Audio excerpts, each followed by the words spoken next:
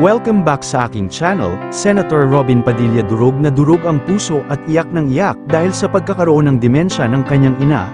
Panuurin at pakinggan ang buong detalye.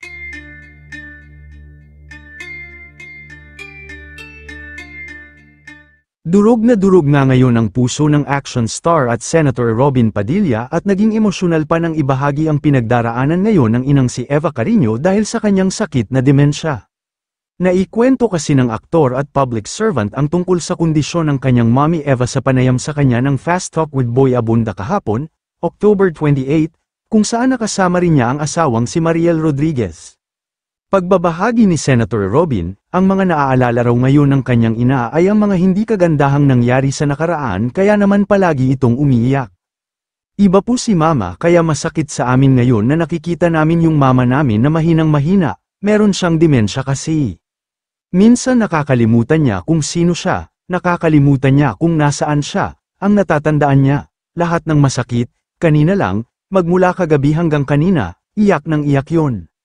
Pagbabahagi pa ng senator, walang tigil ng iyak kasi lahat ng natatandaan niya, masakit, kaya ang gagawin mo, tulad ng sinabi ni Mariel, kakantahan mo siya ng mga kanta na natatandaan niya. Halimbawa yung maalaala mo kaya, yun ang good memories nila ng tatay ko, yun yung kapag kinanta mong ngingiti siya.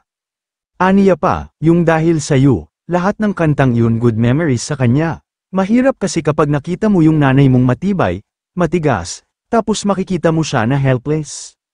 Bilang isang Muslim, hindi na sineselebrate ni Robin ang Christmas ngunit kinailangan niyang ipagdiwang muli ang Pasko mula nang magkaroon ng demensya si Mommy Eva. Aniya, minsan nga, Tito Boy, ikinukwento ko nga kay Mariel, yung mga magagandang alaala ni Mama pag Pasko. Kaya minsan inaano ako ng mga brothers and sisters, bakit kailangan Muslim ka, wala tayong Pasko. Pero ang paliwanag ni Robin, wala akong magagawa, yun ang panahon na masaya si Mama, ang mahalaga ngayon, maparamdam ko sa kanya na hindi siya nag-iisa at na lagi kaming nandito para sa kanya. Samantala, isa pa sa mga naikwento ng senador ay ang kamatayan ng kapatid niyang si Royette Padilla noong January 2021, nang hina na raw si Mommy Eva mula nang pumanaw si Royette hanggang sa magkademensya na nga ito.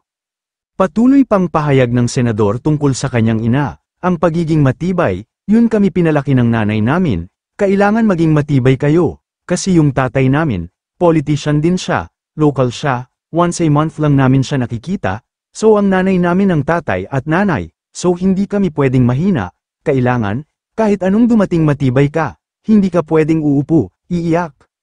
Kayo mga ka-showbiz, anong masasabi nyo sa ating showbiz topic ngayon?